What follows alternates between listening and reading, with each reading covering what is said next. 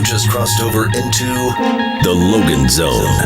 From ECU Pirate football to the whole college landscape to basically anything else that's on his mind, Coach Steve Logan's talking about it now. You don't coach at East Carolina. You don't come to East Carolina. You don't play at East Carolina with a weak heart. Tweet at Steve Logan Show with your takes or call 252-561-GAME for your spot in the Logan Zone. Brought to you by Bill Clark Homes, Greenville Utilities, and Bojangles. Now, here's Steve Logan.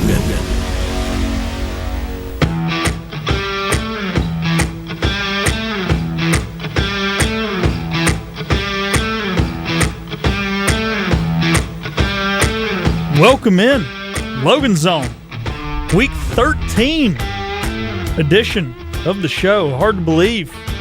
It's been 13 weeks already of college football, really 14 if you count Week 0. Week 12 of the NFL, Week 13 of the Logan Zone. But it's been fun. We've talked Pirates, we've talked Panthers, we've talked the Triangle, we've talked the state of college athletics.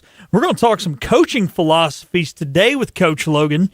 And he's going to talk about the thing that I can't stand, and not to put words in his mouth, but I don't think he can stand it either. It's all this analytics stuff and not winning a game with your gut, with your heart, with on the field, but trying to win a game with a dang computer, Coach. What are they doing? I do not know. You and I were talking before the show, and we might as well just jump into it. Real quick, before we get to that, Philip, get us up to date. We know that, East Carolina's got to win out to make this whole thing get more and more interesting in the American Athletic Conference. But in the meantime, just get us up to date who the East Carolina fans need to root for in all these other games that are taking place with Navy, Tulane, and basically North Texas. Those are the other three people that are hung up in the top of this conference right now. So what's the latest on that? Yeah, Coach. So Navy, actually, they don't play again until Thanksgiving Day when they travel down to Memphis. We'll be big Tigers fans. That'll be a week from now. We'll need the midshipmen to lose. And right now, Coach, we're big Owls fans. Owls all around, as Rice will be hosting North Texas and Temple will be hosting Tulane. Rice this year, Coach, they've gone over to that triple option thing. And, even though they're 17.5-point dogs in this contest, they're a 5-5 football team. Anytime you face the triple option, as you can tell the listeners, it's very tough. And sometimes that is more prone to an upset than, say, just another 5-5 football team. And then the Temple Owls, Pirate fans know them. We've seen them this year. Pretty traditional college football team in the way they do things. They're also fighting for bowl eligibility. We're going to be Temple fans each of the next 2 weeks, ladies and gentlemen, as they, again, host Tulane this week. They travel to North Texas next week. The one perk is, like we said, they're 5-5, so they got to win one more of these games to make a bowl game, and their coach has done a great job in his first year there. They're coming off a bye, so they'll have that extra time to prepare for the Green Wave. Well, the Navy-Memphis game is going to be huge, and on paper, and having watched both teams really closely, I believe Memphis will beat Navy, particularly in Memphis. So that's going to open things up. It's going to blow things open. That's the first step. And, of course, East Carolina's got to win out. We know East Carolina's going to play University of Texas San Antonio. And the numbers, San Antonio, they're scoring 32 points a game. East Carolina's scoring 33 points a game. But the difference is in the defensive side of the football. San Antonio giving up 32 points a game. And predictably, they're a 5-5 football team. They do a decent job of taking care of the football. They're +2 in the turnover category. East Carolina is +5, doing a nice job on that end of things. There's a significant difference on third down as well. East Carolina is outstanding on, they're converting third downs at a 50% rate, which is top drawer stuff. And they're 30% on the defensive side on third down, which is really good. San Antonio is converting 39% on third downs on offense and giving up 38% on defense. So, again, the numbers are tilted to East Carolina. We all know that, the big talk about University of Texas San Antonio is the fact that, I think I read, Philip, they've got like 24 straight victories in that dome. I don't know if that's accurate, but something So like that came in across conference my games, yeah, Coach. So they've got a conference couple game. losses in there out of conference, but they have not lost since 2019 in a conference game. That dates back to the CUSA days, and they're undefeated all time in the American. This being their third year in the conference at home. That's absolutely incredible. I mentioned talking this morning on Henry Hinton's radio show, a little set that I did with Henry. Playing I know that dome. I've been in that dome when I was in the XFL. We did our training camp in San Antonio. I went over there and just to observe and see what that thing was all about. It reminds me of the Carrier Dome. It's a 40-something thousand seat, and I don't know exactly what the seating is in that dome, but it's a small dome, very compact, and the home field advantage, even with 25,000 people in those things, it'll be one of the loudest places you've ever coached, ever. And I don't know that East Carolina's ever gone there. This may be their first trip, but having said all that, that sets the table for the East Carolina community to know what they got to, who to root for. It's really pretty simple, straightforward on East Carolina's end of things. They got to beat San Antonio, and then they've got one more game next week. And who's that with, Philip? They've got What, ECU? East. Yeah, Yes. they go down to Florida Atlantic. That's right. Okay, they end up with Florida Atlantic. They're going to be favored. I think East Carolina's got a 3-point favorite right now at San Antonio, and I think they'll win. I do. They got a lot of momentum going. They'll figure out a way to handle that thing, and then I think that they can beat Florida Atlantic, and the rest of it you got to just sit back and wait. Now, having said all that, and I went to the Memphis East Carolina game, and this is something that's been kind of I've been saving things for this radio show to eventually address this invasion of analytics in the sport of football. And, this analytic thing started rearing its head in the baseball world. And if anybody has ever paid attention to, the movie Moneyball, that's based on it's a true event where Billy Bean and I forget the other guy's name, the true computer guy, they started in breaking down the game of baseball with numbers. And on-base percentage began to trump batting average. And home runs, slugging percentage began to take on a whole different avenue and how to coach and manage a baseball game and what kind of players you want. And the game of baseball over the last 15, 20 years, it's unlike anything that I grew up with. It's a total game now because of analytics. And I'm going to stop there with the baseball analogy and go straight to football. Football began to dabble in this, and the computer geeks came in, and I related this story once before. Every Monday morning when I first started working with San Francisco 49ers, on Monday mornings, they would drag us into an analytics meeting, and these nerds, and I don't say that disrespectful, but that's what they were. They were computer nerds from Stanford. We would go into these meetings, and they would propose questions to us coaches, particularly me, the quarterback coach, and the offensive coordinator at the time, and the defense coordinator and the secondary coach, the four of us in the meeting, because those were primary decision makers on game day, along with the head coach. And they would propose these questions, this, that, and the other. Would you rather do this? Would you go for it on fourth down? All these kinds of questions. And I would listen. I'm not dismissive of analytics. I want to make that clear. There's a place for them. But at the same time, the nerds from Stanford, as I would sit there and listen to their questions, when they would say to me, they gave me this question one day. They said, Coach, would you rather have the ball on the minus 20-yard line down by 3 or down by 4? And what do you think is the most successful team? The team that's down by 3 or down by 4? I immediately answered the kid. I said, I'd much rather be down by 4. And he looked at me and he said, why? And I said, because when I'm down by 4, I have 4 downs from now on to go down the field and attempt to get my touchdown. If I'm down by 3, I now begin to have only 3 downs in the red zone, and my play calling becomes a little bit more conservative.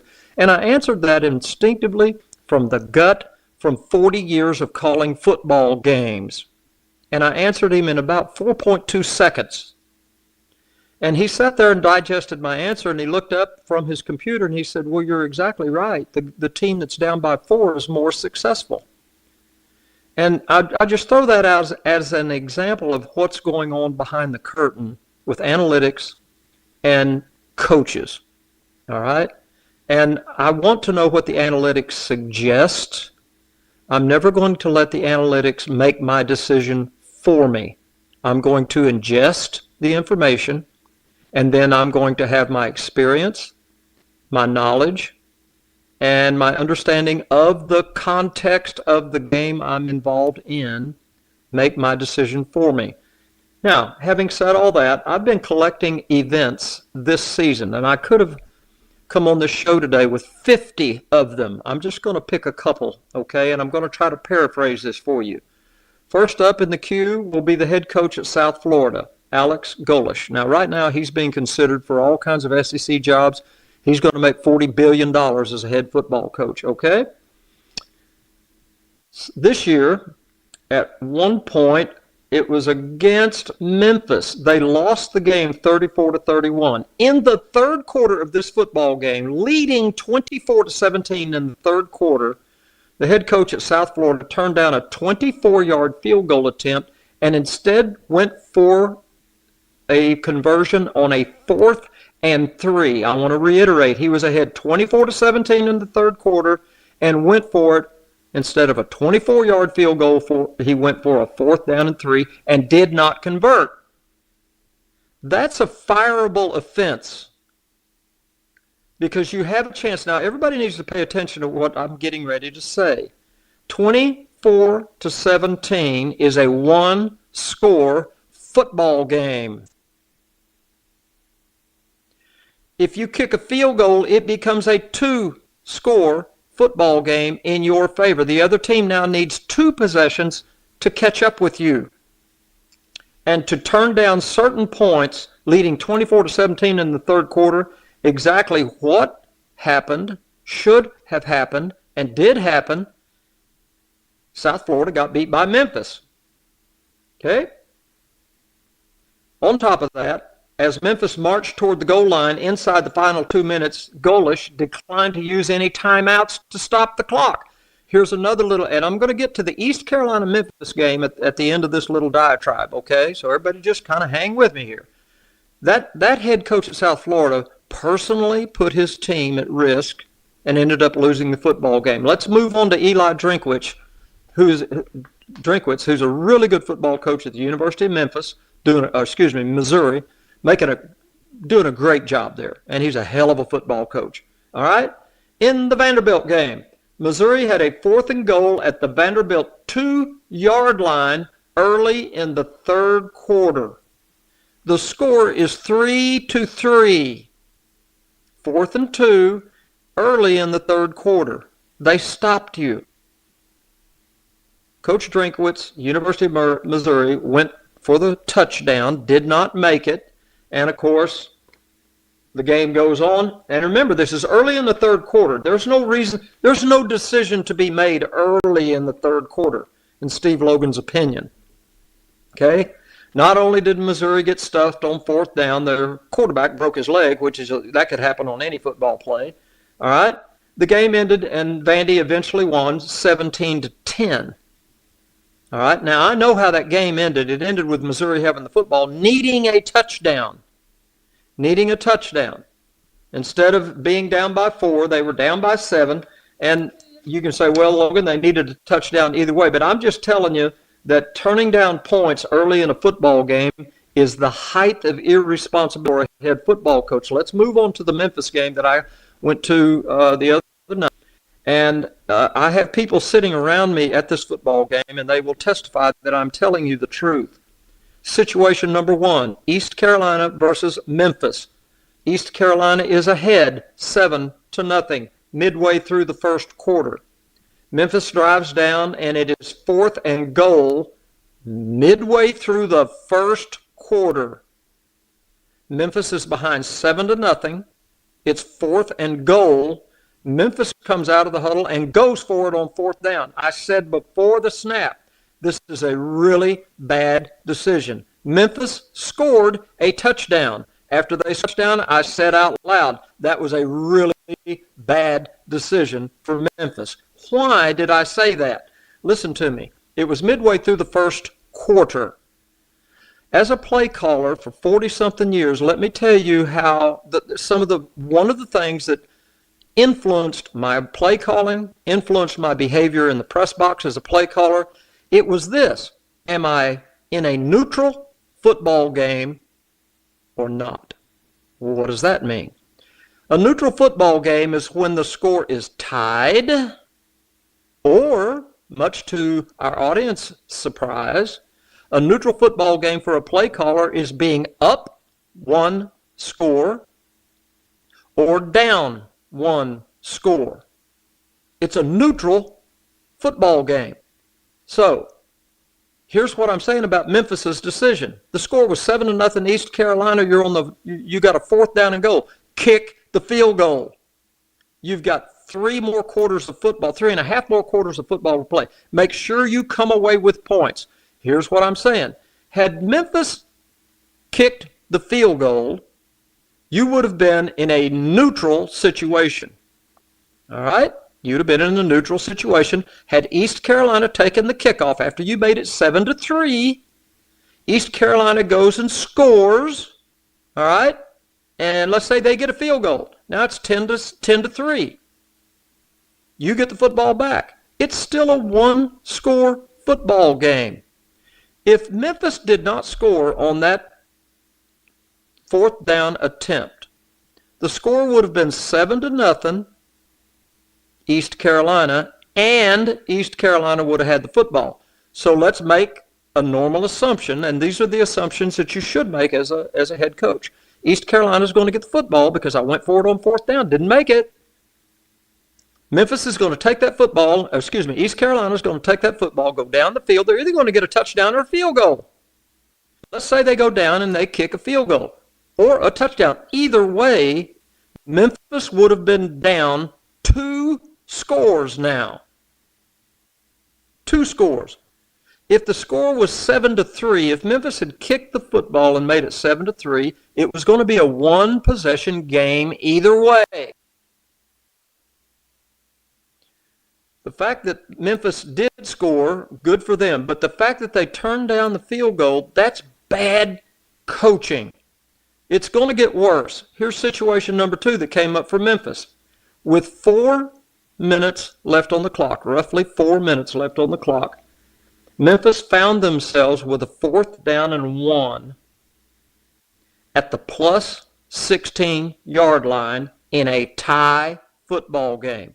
Now pay attention, fans. It's a tie game, 4 minutes left, 4th and 1 at the 16-yard line. That's an automatic kick the field goal. Why? Why do you say that? Because I want to go back to what I was saying earlier. Is it a 1-score game, a 2-score game, or whatever the case may be? If Memphis kicks that field goal, okay, I want to go back to the very first situation. If Memphis kicked the first field goal, they would have had 3 points in their pocket. In this situation on 4th and 1, where they went for it with 4 minutes left in the game and didn't make it, by the way, had they kicked the field goal there, that would have been a total of 6 points. Now let's go to the end of the football game, which is a whole other conversation. Memphis now gives East Carolina the football, okay?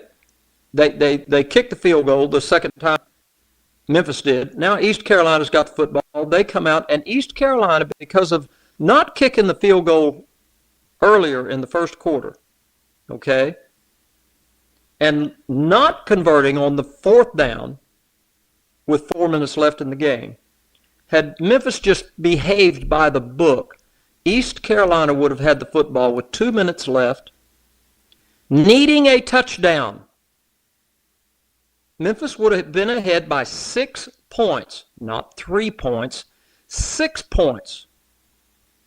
Memphis would have been ahead by 6 points. East Carolina's got the ball on the minus 25 they ended up having one timeout, which is another conversation of mismanagement by Memphis. but they would have had one timeout, 2 minutes, and they got to go score what? They got to go score a touchdown because they're down by 6. As the game played out, East Carolina only needed a field goal to go down and take the game to overtime. When you're a defensive coordinator and the offense, East Carolina's offense has got the ball on the -25, and you're the defensive coordinator, you've got a lot of problems to solve to try to keep an offense from throwing, 3-4 completions and getting to the plus 30-yard line and kicking a field goal. You're defending the 30-yard line. Had Memphis kicked those 2 field goals when they should have, they would have had a 6-point cushion. They would have been defending the goal line. And had they managed their timeouts properly on the previous drive, which I'll get to later in this program, East Carolina should have had no timeouts in their pocket rather than 1, which made a lot of difference in the ensuing 2-minute drive. And Memphis could have been defending their goal line to prevent a 6-point touchdown rather than a 3-point field goal from the 30-yard line. Folks, that's bad coaching. There's no, you don't have an argument to present to me. That's bad coaching. And it certainly enhanced East Carolina's chances, and to East Carolina's credit, they took advantage of it and made Memphis pay the price they eventually had to pay, which is what? You got your fanny beat. And you should have. All right. There's that. Here, it's real simple. Take the points until the end of the game when you truly have decisions to make. Take the points. We're going to have Jim Zoki come in and listen to me rant a little bit more. We'll talk about the Panthers a little bit more, East Carolina, when you all get back. We're going to take a break. Hey, this is Gray Fussell, 4th-generation winemaker at Duplin Winery and proud alumnus of ECU. It's that time of year again, time for my latest Duplin radio ad and time for Pirate football. As always, I'd love for you to visit us in Rose Hill, North Myrtle Beach, or Panama City Beach, and to look for our delicious Duplin wines at your favorite store. You can also check us out online at DuplinWinery.com for all of our wines and the best cheesecake in the world. Thank you for your support, and go Pirates! Jeff Stein here at Brown & Wood Buick GMC, home of the lifetime powertrain warranty. For Cadillac, we got the XT5, plenty in stock, $5,000 off. For Mazda, we have the Mazda 3, 2.9%, the CX-70, $440 a month lease special, the CX-50, $339 a month with only $29.95 down. We've also got Tom Brown's favorite tagline, 4 brands, 3 generations, 2 rooftops, and 1 goal to make sure you leave a happy customer. Turkey, ham, bacon, these and other meats are great around the holidays and every other day, but they all leave behind grease when you cook them, and grease is a real pain in the drain. When you pour grease down a drain, it cools and can clog sewer lines. That can lead to sewer spills, which are messy, bad for the environment, and can also be expensive. Never pour grease down the drain. Instead, collect it in a container like a used soup can or jar. Let it cool and throw it away in the trash. Together, we can protect our sewer system and the environment. For more information, go to guc.com. Locals know, visitors discover, and everyone's welcome at Caribsea and Emerald Isle. Stop in for the handcrafted cocktails, stay for the live music and rooftop views at the Torpedo Lounge. Caribsea's menu features fresh seafood, hand-cut steaks, and the famous baked crab cakes locals swear by. Caribsea is the only spot on the island taking reservations with plenty of space for your crew. CaribseaRestaurant.com. For date night, family dinner, or a relaxed evening with friends, it's Caribsea and Emerald Isle. Looking for outdoor storage? Maybe a she shed, man cave, tiny home, or greenhouse? If so, East Carolina Outdoor Products is your one-stop shop. East Carolina Outdoor Products has just opened 2 locations in Greenville, on Memorial Drive across from Ron Ayers and on Greenville Boulevard across from AccuLink. East Carolina Outdoor Products also custom builds right in your lot. East Carolina Outdoor Products is the only company in Eastern North Carolina that manufactures, delivers, and sells outdoor storage buildings. And they're pirates. 10 locations in Eastern North Carolina. Hey folks, Coach Logan here. Did you know that one of the top-rated insurance agencies in the country has been operating right here in our backyard since 1952? Snipes Insurance was just awarded a 2025 Best Practices designation, one of only 16 in North Carolina to receive this honor. Director of Benefits and Pirate alum Lewis Gale lives right here in Greenville. They also have a dedicated commercial and agricultural department. Check them out at snipesinsurance.com or email Lewis at snipesinsurance.com.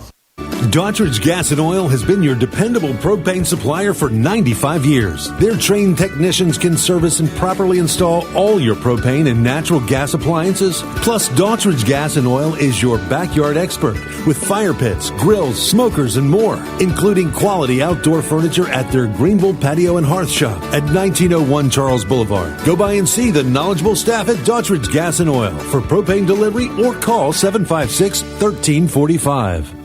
Coach Logan's in the zone. And now, so are you. Back into the Logan Zone. Brought to you by Bill Clark Homes, Greenville Utilities, and Bojangles. On 94.3 The Game and Talk 96.3.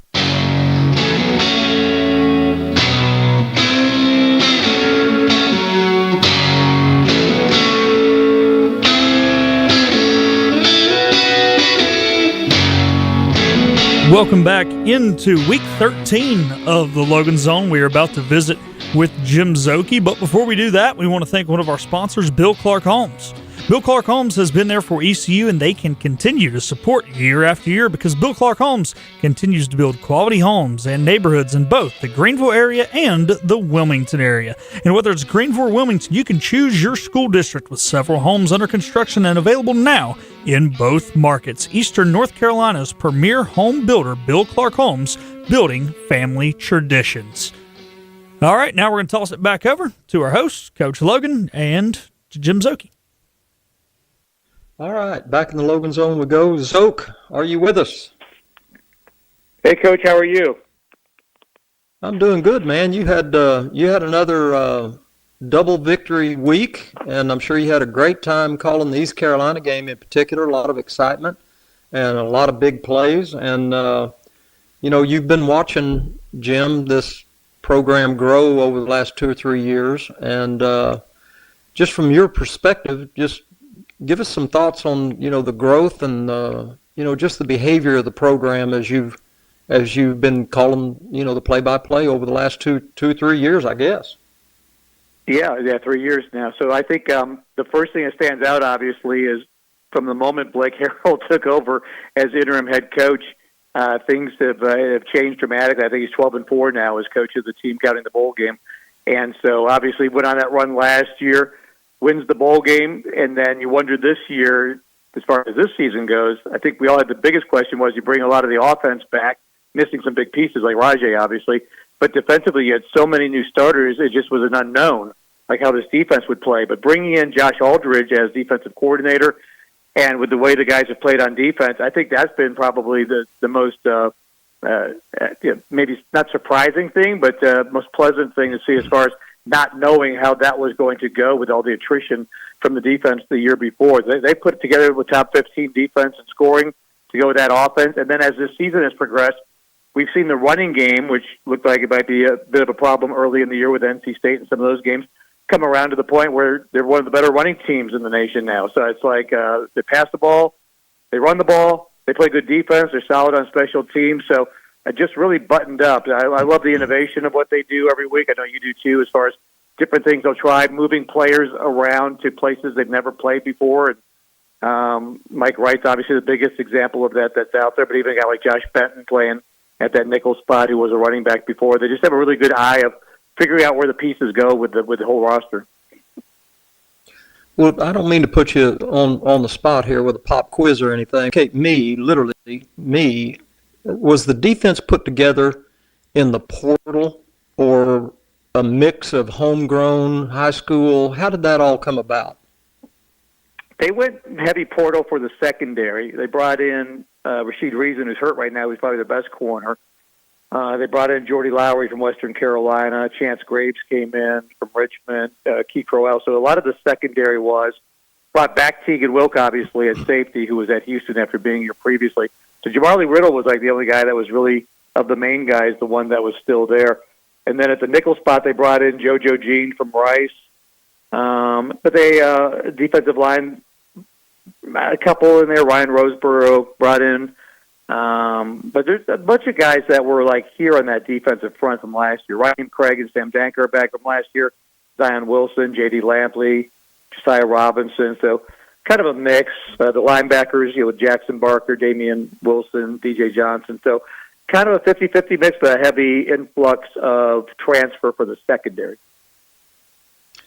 Well, I'm still, and I keep saying this week after week after week, I keep saying this, that the water is far from settled about how college football is going to end up, or at least stabilize. Right now, it's the most unstabilized sport on the planet, literally. Maybe college basketball is the same way because, everybody is in the NFL, you can become a free agent after 2, 3, 4 years, whatever that is.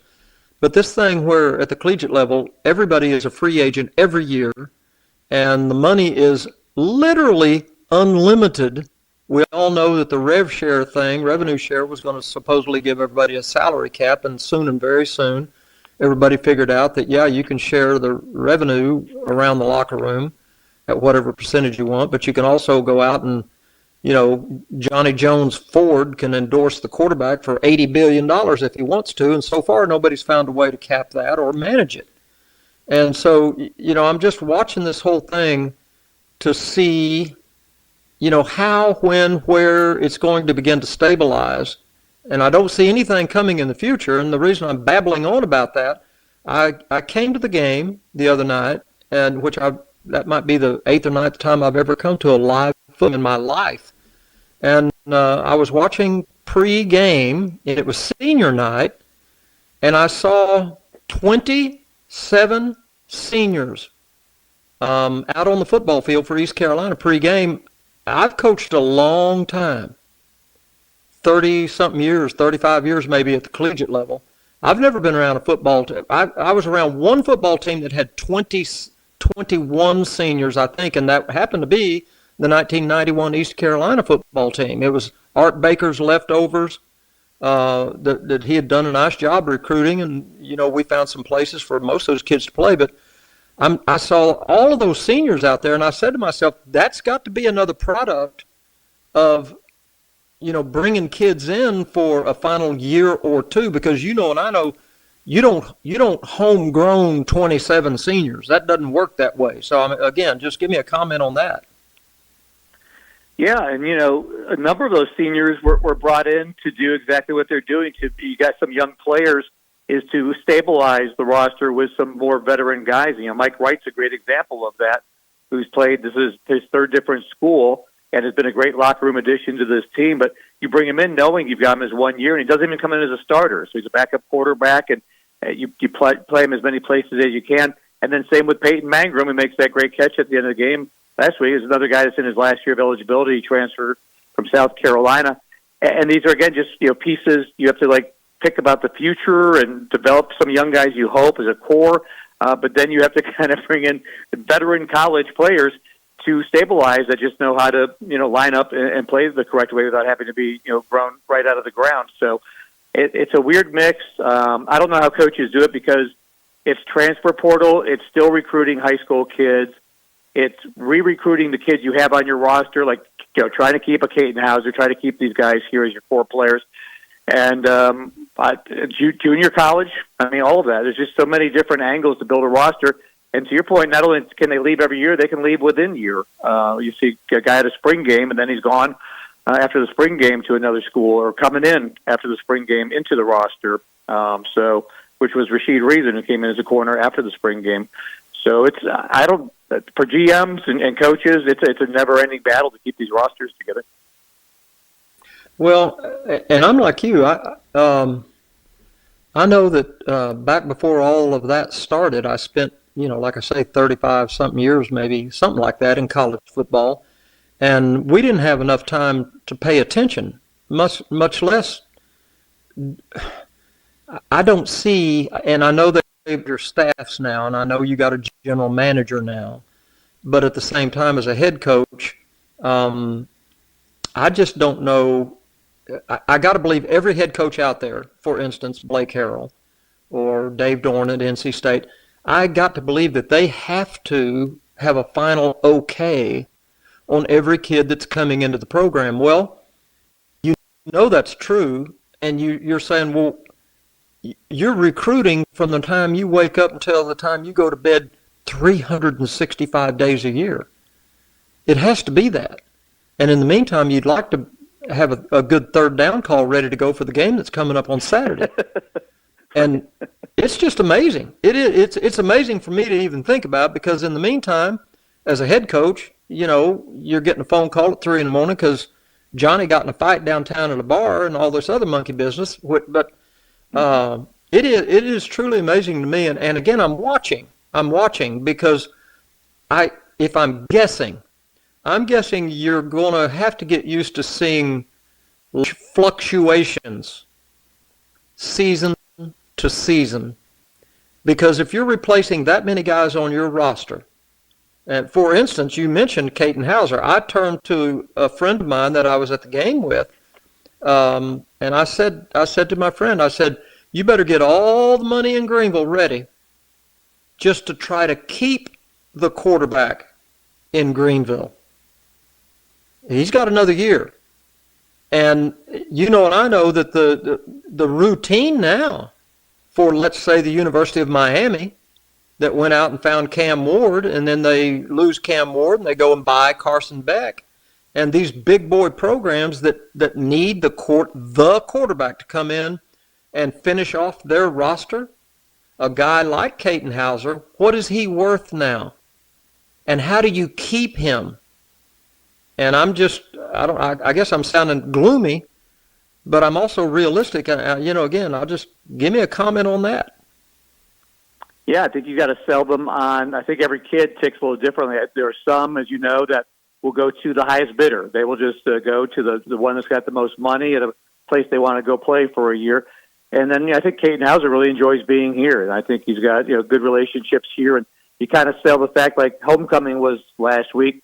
This is your homecoming. Every year you'll have a school to go back to that you can call home. It's not going to be Michigan State. And so you can bring him back home and say, you could be a legacy, guy here.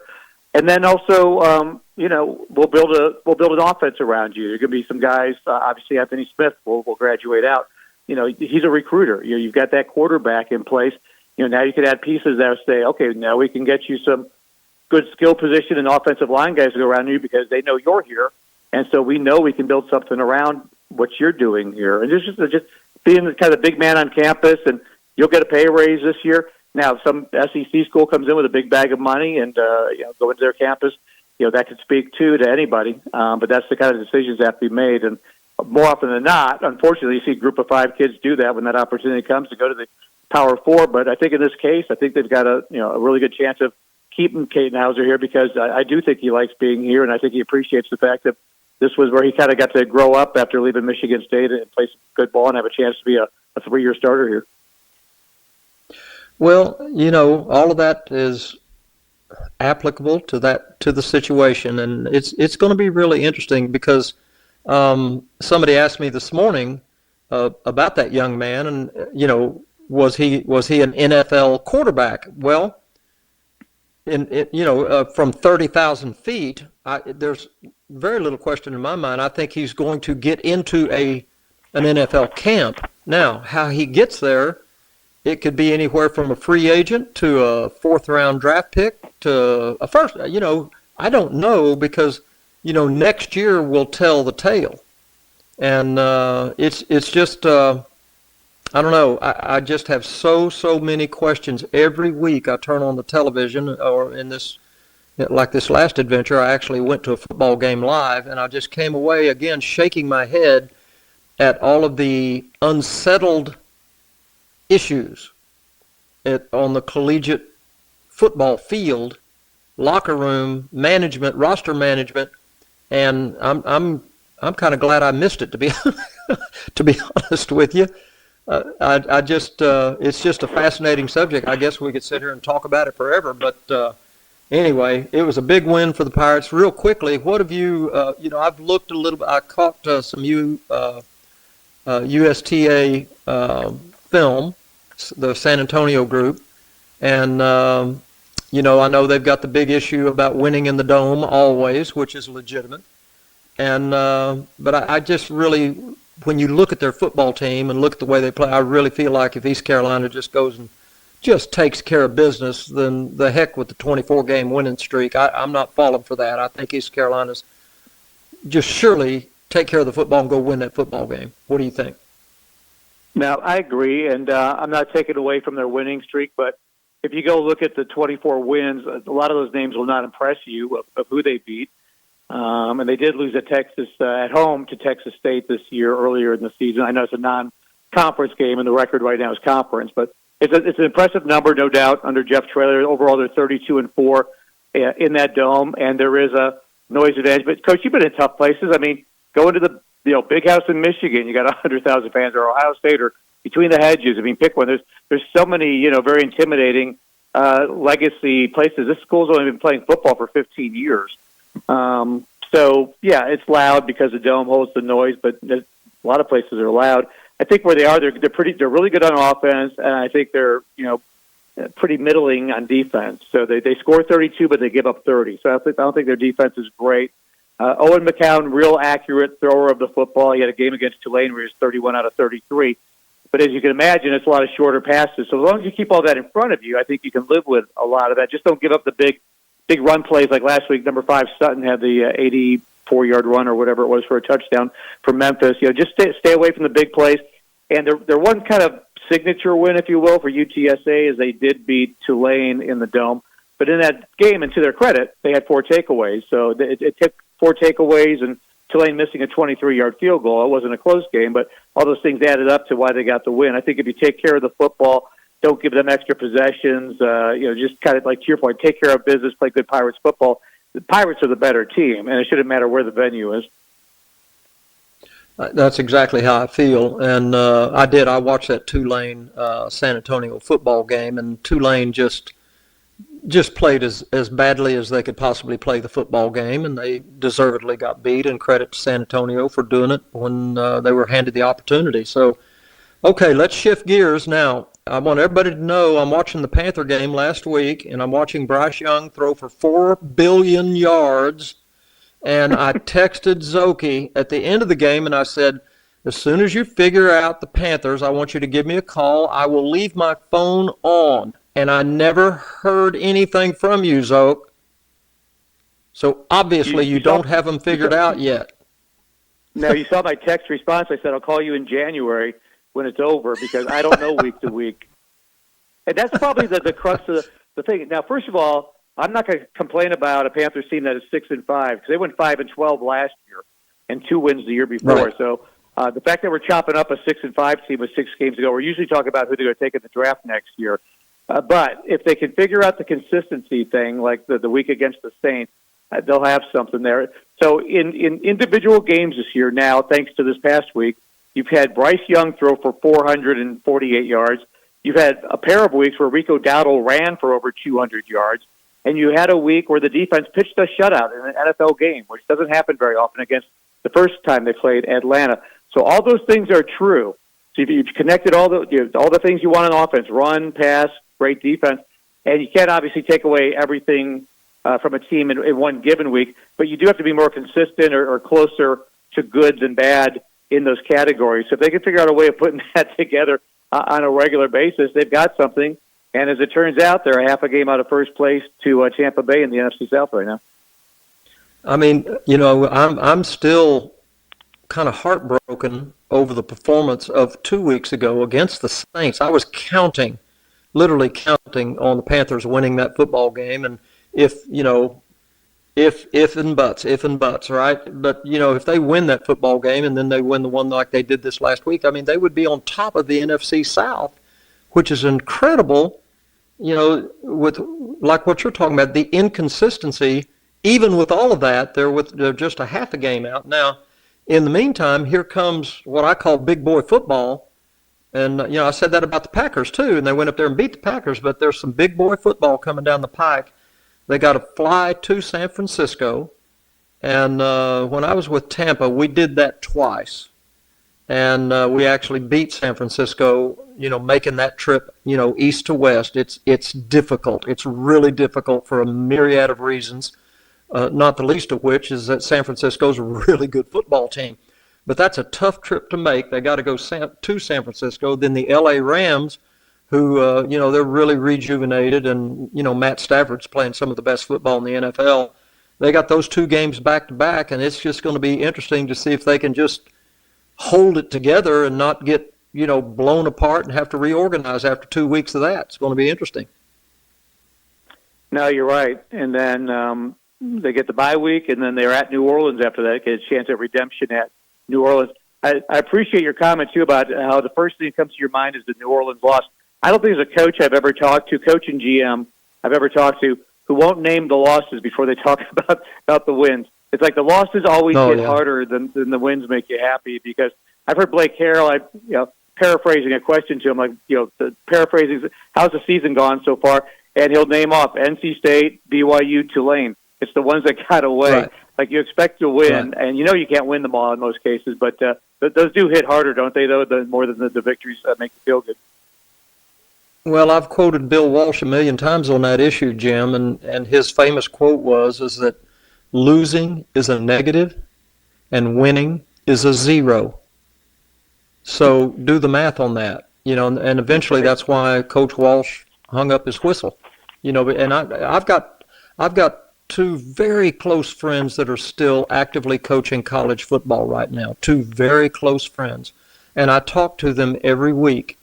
And like this last week, one of my close friends lost a game, and one of my close friends won a game. And I told the young man that lost his football game last week, I told him, I said, I know for a fact that I could not coach any more football for exactly the reason you're calling me right now. You just can't take the losses anymore.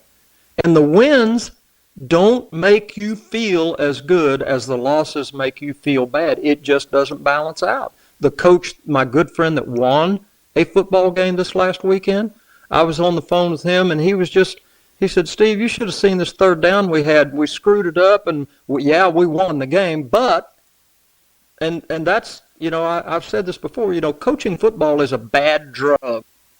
And it's just, eventually it just beats you to smithereens, and you're right. The first thing I mentioned is the Saints' loss. I mean, how in the world do you do that?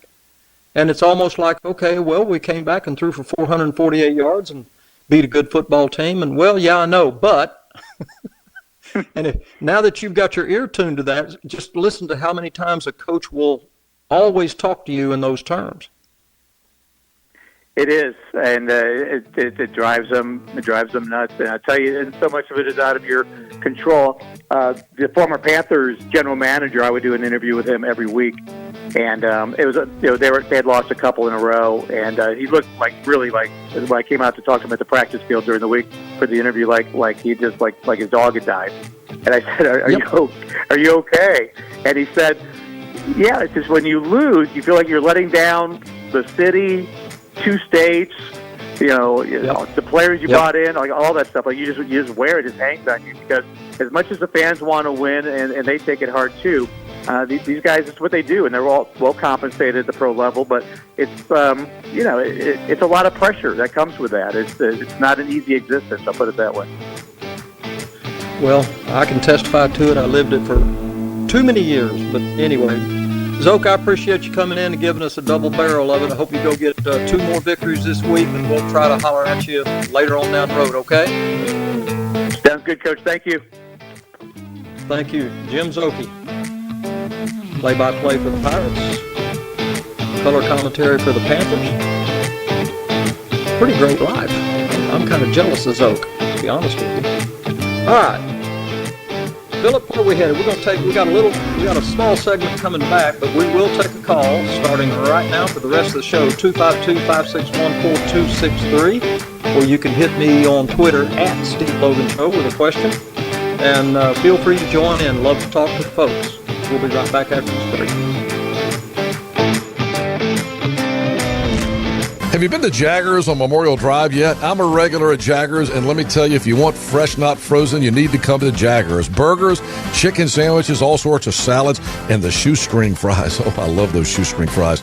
My favorite is the Berry Fresh Grilled Chicken Salad, one of the best salads I've ever had. My grandkids love the burgers and fries and the chicken tenders with the awesome honey mustard and ranch. Everything is fresh at Jaggers. They don't cut any corners.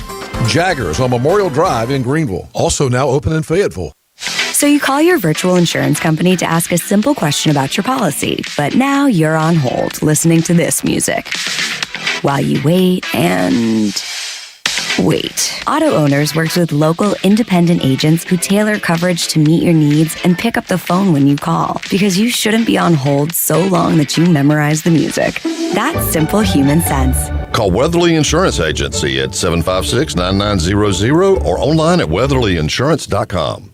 After selflessly serving in the military to protect our country, our heroes often bear the burden of debilitating neurological damage from traumatic brain injury or post-traumatic stress disorder. Every day, 18 veterans take their own lives. But there is hope. HBOT for Heroes is a nonprofit committed to making groundbreaking hyperbaric oxygen therapy available to veterans. Find out more at hbotforheroes.org. That's hbot4heroes.org. And look for HBOT for Heroes soon in Jacksonville near Camp Lejeune. Terrain changes, seasons change, but Honda ATVs, they show up ready. The 2026 4Trax Rancher, Foreman, and Rubicon are back, just as reliable as ever. With available four-wheel drive, automatic DCT, and independent rear suspension on select models, there's a Honda built for how you ride. Visit Ron Ayers Motorsports today and count on a Honda to get it done. For your safety, read the owner's manual and always wear a helmet and eye protection. Honda ATVs are for riders 16 years and older. Visit Ron Ayers Motorsports, north of the airport on Memorial Drive, Greenville. Remember the days when you could go to your favorite butcher shop and get your pork chops or steaks cut just the way you like them? Well, you still can. Acre Station Meat Farm on Highway 32 in Pinetown, north of Washington, is Eastern Carolina's traditional butcher shop. Acre Station is where you can get your order cut the way you want it. The best sausage, bacon, and pork chops and steaks you'll ever taste. The short trip to Acre Station is worth the drive. At Acre Station, you just get that good, friendly service you just can't find anymore. I guarantee it's the best sausage and bacon you'll ever eat. Are you unhappy with your smile? Doctors Bowman Paget and Associates can help you with state-of-the-art procedures to get your smile game day ready. Bowman Paget and Associates agree that dressing up like a pirate for game day is one thing, but smiling like one may not be the way you want to go. Schedule your appointment at bowmanpaget.com. That's bowmanpaget.com or call 252-752-1111. Doctors Bowman Paget and Associates. We are the Denison ECU. Hey! If you haven't been to Shaw's Barbecue in Williamston lately, you don't know what you're missing. Start the day off right with one of their sausage dogs, old-fashioned cheese biscuits, or any combination of breakfast sandwiches you can think of. For lunch or dinner, get crispy fried chicken, fresh seafood, or, of course, barbecue. You can get pulled, chopped, sliced, even G-Man chopped barbecue. What's G-Man chopped barbecue? Head to Shaw's and ask them. Shaw's Barbecue, West Boulevard in Williamston. Open daily except Sunday. Coach Logan's in the zone. And now, so are you. Back into the Logan Zone. Brought to you by Bill Clark Homes, Greenville Utilities, and Bojangles. On 94.3 The Game and Talk 96.3.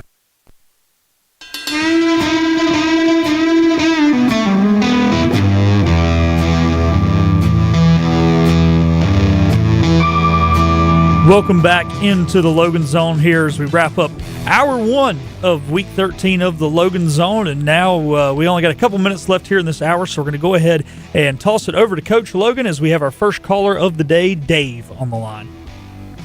All right, Dave, you're in the Logan Zone. We got a short little time here, so lay it on me. What you got, man? Well, Coach, I want one clarification, then I'll get the reason for my call. You called in the Henry show this morning, and you said you and Doug Martin went 2 or 3 years ago and saw the McCown kid play at ECU. That was last year. I think. Anyway, okay, just wanted to say that. Okay, wait, Dave. I got to tell everybody. Let me tell you something. This is how old I've gotten. I heard B.B. King, the great blues player, say one time he's gotten so old that Christmas is coming twice a year now. Okay. And that's exactly. So I'm there. Look, I got no I'm idea sorry, if I it was lost you for a yesterday or minute. My 7 years ago. apologies. It's all the Somebody same was now, trying right? to call me while I was talking to you. I apologize. Okay. But So no, what's your question? Now here's Dave? the reason. Now here's the reason for my call. All right. Okay. I can remember in 1999 when we played NC State. You were still the head coach. It was Mike O'Kane's I know last where you're game going. as Keep the Pirate, going. as the Wolfpack, and they brought those temporary Yes. bleachers. Yes. In front of Minji's. And now Yeah. that you've been back a few times, and I'll just hang up and listen. Mhm. You're respected there. You're a legend there. Once a Pirate, always a Pirate. And I think people are pretty welcome when you're at these ball games now. But when you come back to East Carolina, and as a coach, you got to walk in there and see those temporary bleachers, see that stadium like it was back in the 90s. But I'm going to hang up and listen. Just want to get your opine of how you think, view, and how you think things look as far as facilities-wise and the progress East Carolina has made in the last 20 years. And I'm just going to hang up and listen because I'll be curious to hear your opinion on that. I will give you that, and we're going to run up against a break, and I'll tell you what, another caller coming. And Philip, I want you to tell the other caller to hang through this break that's coming, and I'll answer this question. I'm going to start it now, and when we have to take a break, I'll finish it on the other side of the break. But let me tell you the thing that is your job when you're coaching football. If your feet are planted on the ground properly, which I tried to keep my feet planted properly, you're only renting the office that you're in. You're just renting. You're not going to be there forever. And that it doesn't matter if you're there 20 years, 10 years, 5 years, 1 year. Your job is to try to move the program forward.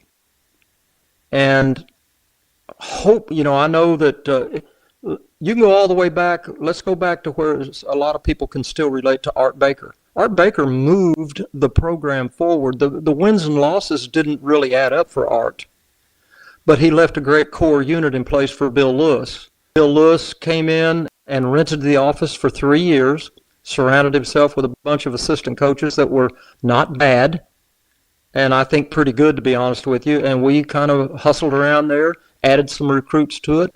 We go out and have an 11-1 season that kind of really was a hurdle for East Carolina to jump and become at least. When I got to East Carolina, Jimmy Johnson famously said when he went to the NFL, there ain't no East Carolinas in the NFL. That was a slap. That mark landed on East Carolina's university and East Carolina's program, and it stuck forever. East Carolina, when I came to East Carolina, it hadn't had a winning season in 8-9 years. It was just the depths of despair. But Art Baker worked, moved it forward, handed it to Bill. Bill moved it forward. I fell into it. Hopefully I moved it forward. The facilities, the wins, all of the work. And I'll expound on that a little bit more. We're going to have to take a break. We've got a hard break right now. We're going to come back. I'm going to expound on that a little bit more, and then we've got another caller on the line. I want to get to him too. Y'all stay tuned. I want to take a minute here to tell you about Bill Clark Homes. The football stadium, the baseball stadium, the Pirate Club, whatever it is, Bill Clark Homes has always been there for ECU. The reason they can do all of this is because Bill Clark Homes continues to build quality homes and neighborhoods in both the Greenville area and in the Wilmington area. And whether it's Greenville or Wilmington, you can choose your school district with several homes under construction and available now in both markets. Eastern North Carolina's premier home builder, Bill Clark Homes, building family traditions. It's bow time. Fumbling the food on game day? Rookie move. But Bo can make your tailgate a winner, breakfast, lunch, or dinner. Because the Carolina Legend has everything you're craving. We're talking crispy, juicy chicken loaded with real Southern flavor, fluffy, scratch-made buttermilk biscuits, and all the fixins to feed your whole crew faster than you can say touchdown. Be the MVP this season and let Bojangles do the cooking. Order your tailgate today. It's bow time. They say nothing is so strong as gentleness. At Michael & Russell Law Firm, they agree. Gentleness is not weak. It's a deeper kind of strength that's empathetic and kind. It's why they specialize in law that puts families first. Their team offers leading expertise in collaborative law, adoption law, juvenile family law, litigation, and appellate family law, all backed by an effective, gentle approach. I'm Ashley Michael. And I'm Ashley Nicole Russell. We know this journey is hard, and we're here for you. Fall is a great time for broadcast weed control. Let Eastern Turf Maintenance give your lawn the attention it needs and keep winter weeds out of your yard. When the Pirates come out to compete, they want to make sure their field is ready too. Eastern Turf Maintenance maintains the field for ECU, and they can do the same for you and your lawn. Contact Eastern Turf Maintenance today. Go to etmlawncare.com for all the information. That's ETM for Eastern Turf Maintenance, lawncare.com.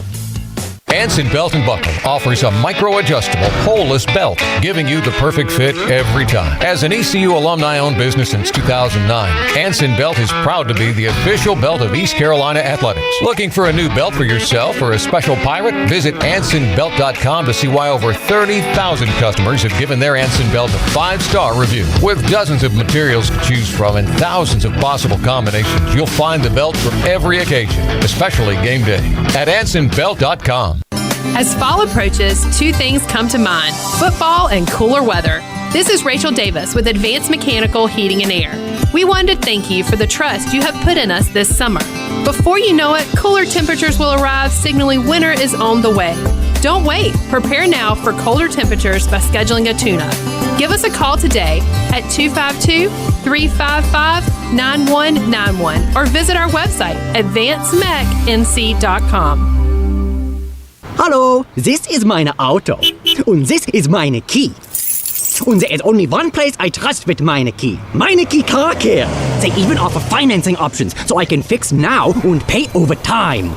Ooh, I love financing. And options. And meine key.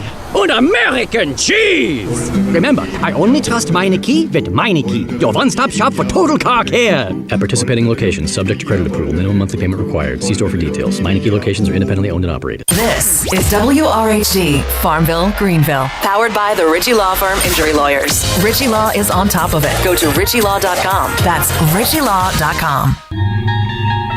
And now, you just crossed over into the Logan Zone. From ECU Pirate football to the whole college landscape to basically anything else that's on his mind, Coach Steve Logan's talking about it now. You don't coach at East Carolina. You don't come to East Carolina. You don't play at East Carolina with a weak heart. Tweet at Steve Logan Show with your takes or call 252-561-GAME for your spot in the Logan Zone. Brought to you by Bill Clark Homes, Greenville Utilities, and Bojangles. Now, here's Steve Logan.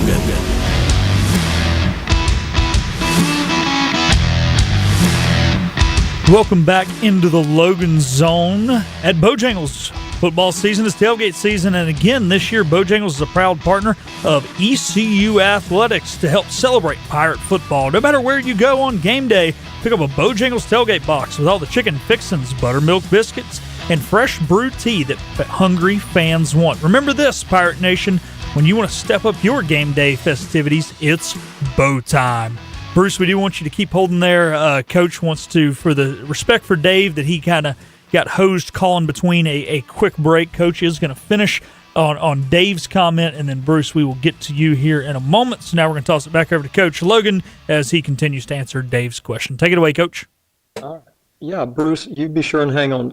For those of you just tuning in, Dave called in right before the break and just commenting about what my perspective was with the athletic footprint that is in place now in Greenville and is continuing to grow. It was exciting to see, they're beginning an indoor facility for East Carolina, which is long overdue. Just the turf practice field was something that all through the 90s I was begging and begging and begging. I couldn't count the number of practices. I used to sit down with some of the leadership at East Carolina, and I'd say, show you something, and I'd pull out a weather deal, and I'd show them how often it rains in Greenville. And the number of times we would go out, and I've called many off because our practice field situation was so poor. It was just stomping around in the mud, and nothing constructive was going to get done. and we would just call it off, and I would have to reserve the gymnasium, and we'd just go in and do walkthroughs in the gym in lieu of badly needed football practice. But, again, I'm not bitching. I'm just saying, push the program forward. And it's gratifying to see, I guess no matter how long it takes, but eventually those things are coming into focus now. And the stadium, of course, is beautiful. And it's a top drawer facility. I don't care, ACC, whatever you want to talk about. That's a top drawer facility to play football in, and it's gratifying. And the job of the coaching staff that's in place now is to what? Move it forward.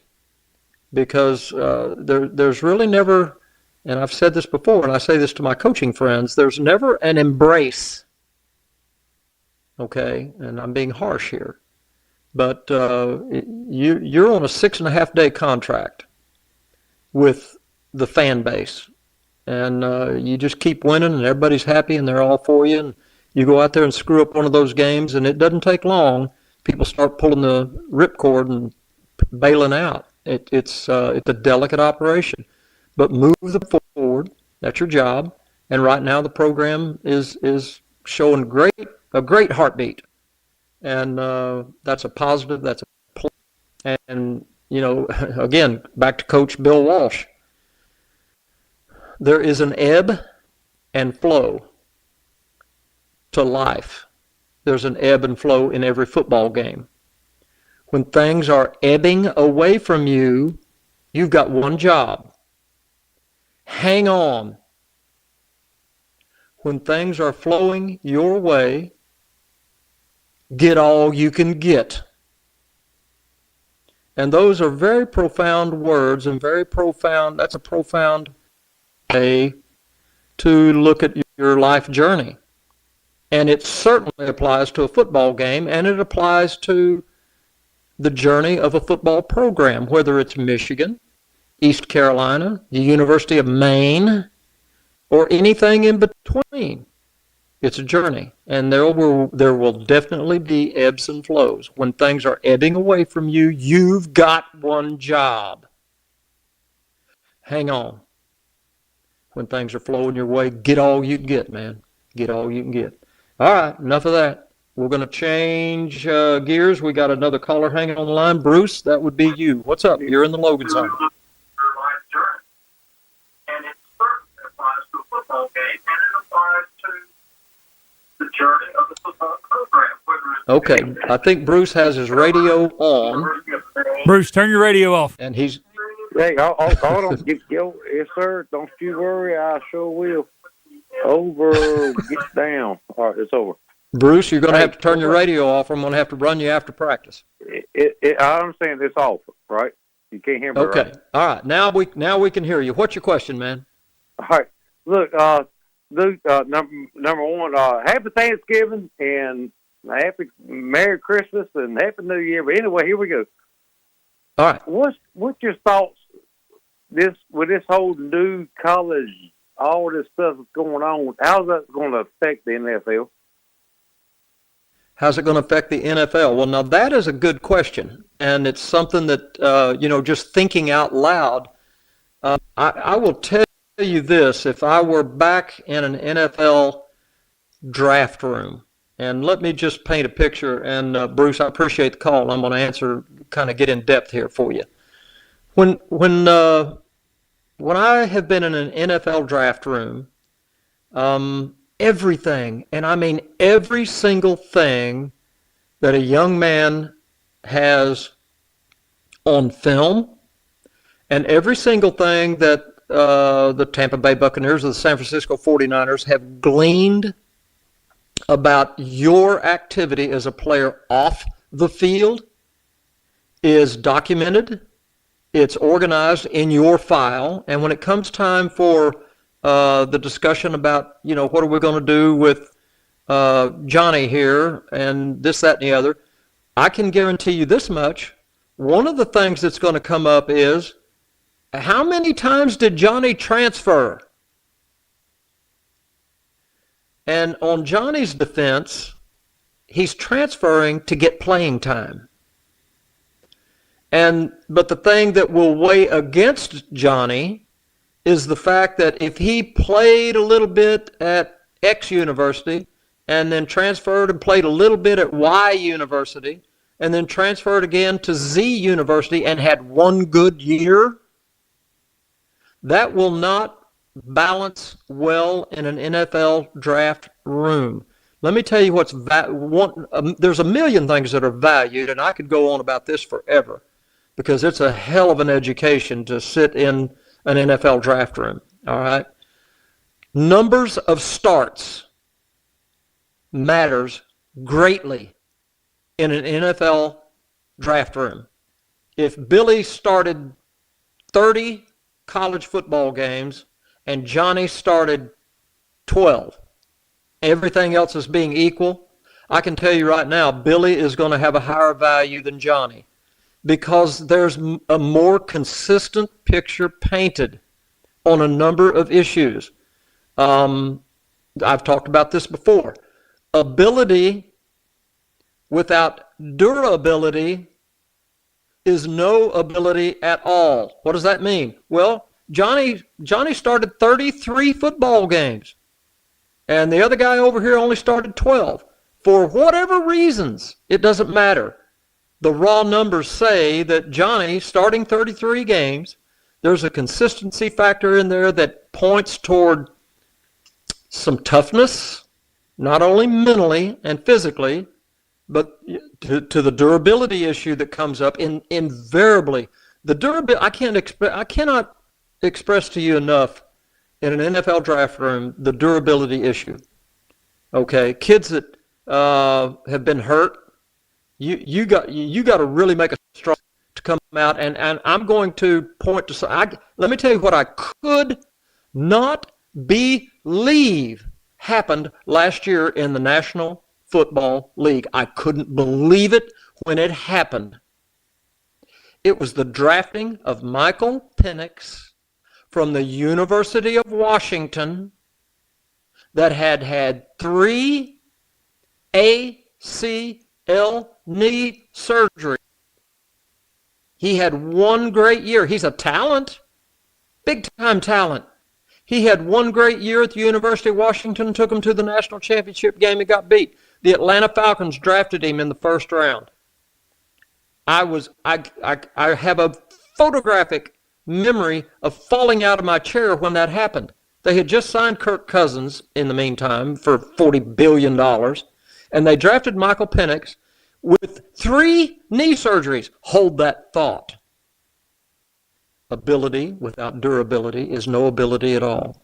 And Coach, you know what Michael Penix had this week? An ACL. That's exactly where I'm headed. Michael Penix has had his 4th ACL this week. So the Atlanta Falcons have a first-round draft pick, and I know this question started with you asking me, hey, what's this, all of this free agency at the collegiate level, what kind of impact is that going to have at the NFL level? I'm just giving you one example that's right out the top of my mind about all of the free agency and movement. In fact, I've got it right here. Here we go. This applies to this conversation, talking about what's going on at the collegiate level. This morning, I pulled this up.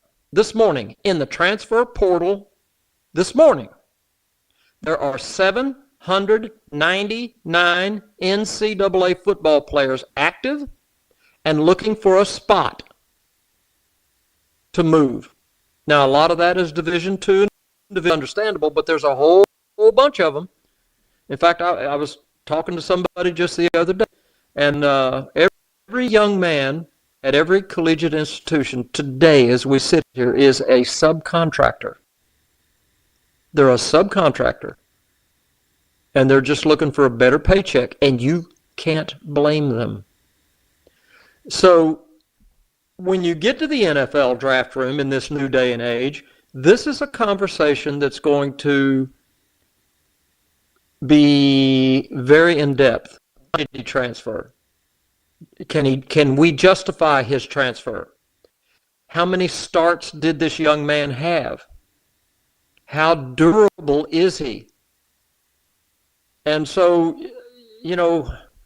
that's just one way to answer your question, Bruce, and there's a million other ramifications. If I sat here just thinking about the turbulence at the collegiate level, okay, the turbulence at the collegiate level right now and how it impacts NFL draft rooms, that's a heck of a question, and something that, again, I think I'd love to have two more coaches in the room with me right now and hear what they would have to say about it, because there's a lot of things to consider there. So anyway, there's that, and that led us all the way into a break. I want to remind now, look, Coach Pilkington, you got a tough job on your hand. Those were two great questions from Dave and Bruce, and you got to decide which one gets the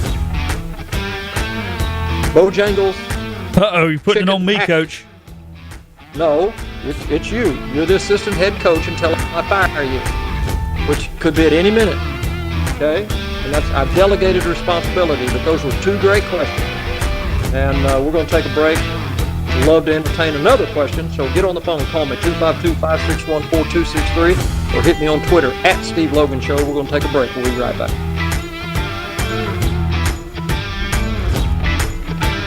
Capital Subaru of Greenville announces 0.9% APR on all Outback models at the 2025 Subaru Share the Love event. Get a great vehicle and support a great cause now through January 2nd. With every new Subaru purchased or leased, Subaru will donate $250 to your choice of charities. Capital Subaru of Greenville will also donate an additional $50 to the Greenville Community Shelter for each sold or leased vehicle. Capital Subaru of Greenville on Memorial Drive, a proud official partner of the ECU Pirates. At CCS Equipment Sales, we're proud to be your one-stop certified Takeuchi construction equipment dealer. Our knowledgeable staff is dedicated to building lasting relationships by providing solutions to your needs for new or used equipment, rentals, parts, and service. Our inventory includes Takeuchi excavators, track loaders, wheel loaders, along with a wide range of attachment options in Ayden, Angier, or Youngsville, or check us out online at ccsequipment.com. And remember, at CCS Equipment, we believe we succeed when you succeed. Is your pharmacy fumbling when it comes to customer service, prescription fills, compounding, medical equipment, and enteral intravenous therapy? Perhaps it's time for you to allow HealthWise Pharmacy to score a touchdown in regards to your pharmaceutical needs. Locally owned and operated by pharmacist Marcy Parker, HealthWise Pharmacy puts you and your health first, offering top-of-the-line customer service, individual attention, and free prescription delivery to anywhere in Pitt County. HealthWise Pharmacy, 615B Memorial Drive in Greenville. This Veterans Day season, Fish Street Hardware is honoring our heroes with Red, White, and Tunes, a full day of live music, giveaways, great food, cold drinks, and community spirit, supporting Team Red, White, and Blue. Join us Saturday, November 22nd at noon for a flag ceremony by ECU JROTC, then enjoy acoustic acts from 1 to 7:30 featuring Morgan and Griff, Lonnie Britton, Brooke Adamski, and more, all leading into the Eric Dunlow Band rocking the stage from 8 to 11 p.m. Expect great music, local love, and a whole lot of Red, White, and Blue. Donations accepted on site only at Fish Street Hardware Restaurant and Tap Room in downtown Greenville on November 22nd from 1 to 11 p.m. Hey, Pirate fans, take a trip, consolidate debt, update your home. Whatever you're planning, a personal loan up to $5,000 can help. Coach Logan here from my friends at National Finance Company. With NFC, you can get cash now. Loans up to $5,000, same-day cash, and fixed monthly payments. If you need to borrow money, trust the company that has been helping Carolinians for more than 50 years. National Finance Company.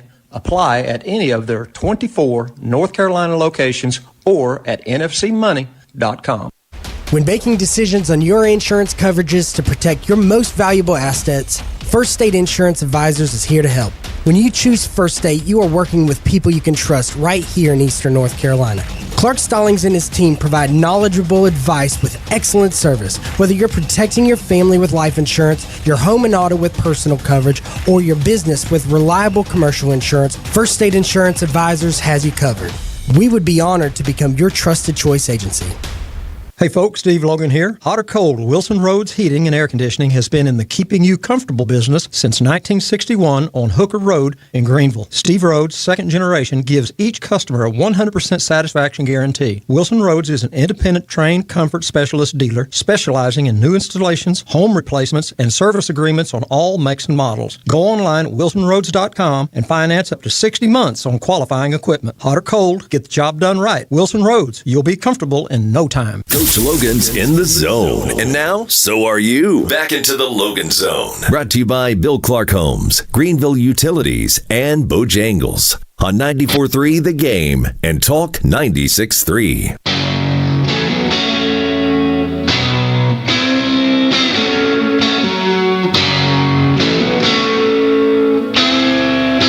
Welcome back in week 13 of the Logan Zone. We are in the second half of the show, but we still do have lines open. We do have one caller right now in the on deck circle. Sorry, Coach, I had to throw in a little baseball reference there. Didn't know the football term for on deck circle. I don't know if there's a next. I guess the next man up. Next man up, I guess, would be the way to go. But next man up, baby. There we go. But before we toss it over, we got Sam. Yeah, we do, but we got to do a sponsorship read. Even though Greenville Utilities has a reliability rate of 99.99%, sometimes outages happen. Just like in football, you need to have a plan for what to do just in case. You need to have a next man up. So grab the phone, grab your cell phone, open the contacts list, and add GUC's emergency hotline as a contact. Here's the number to use, 1-855-767-2482. That's 855-SOS-2. GUC. Plan on using that instead of fumbling around when the lights go out. Yes, sir, Coach. We do have Sam on the line, so we'll toss it over to you and Sam. All right, Sam, you, sir, are in the Logan Zone. Now, look, you got to come up with a good question because the first two were outstanding. What you got going on, man? All right, Coach. Well, just appreciate the show. Appreciate hearing your analysis. Thanks for taking my call. You bet. The question I have is more about the people. I was a non-commissioned officer in the Army, so I've tended to look after the younger folks coming in. We were trained that way. And so I hear about all this turbulence in football, and I think about these young men, having to manage that themselves as individuals. How does the coach deal with that in this new environment? How do you help them get through it and still meet all the targets you have to meet? I'm sure it's a tough balance. That's my question. I'm gonna hang up and listen now. Well, Sam, that is again, we're going to have to give out buckets and buckets of chicken today, Coach Pilkington. And I'm going to advocate for all three of these guys. Here, Sam, you're touching on something, and I keep saying this on this radio show, and I say it to everybody that I interact with that we start talking about college football. The first thing we have to understand and embrace, there's nothing amateur going on in college football. It's not amateur sport. This is professional. Now, you can call it AAA if you want to, but some of the money that's being thrown around and the money that's coming into the hands of these young kids, here's the deal. It's forcing them to grow up. I can't tell you all the years that I was coaching football that all the kids saying to me, we should be getting some money. We should be getting, and I agree, you should have been getting some money. And again, I'm going to go back one more time just so I can hate on the NCAA one more time, okay?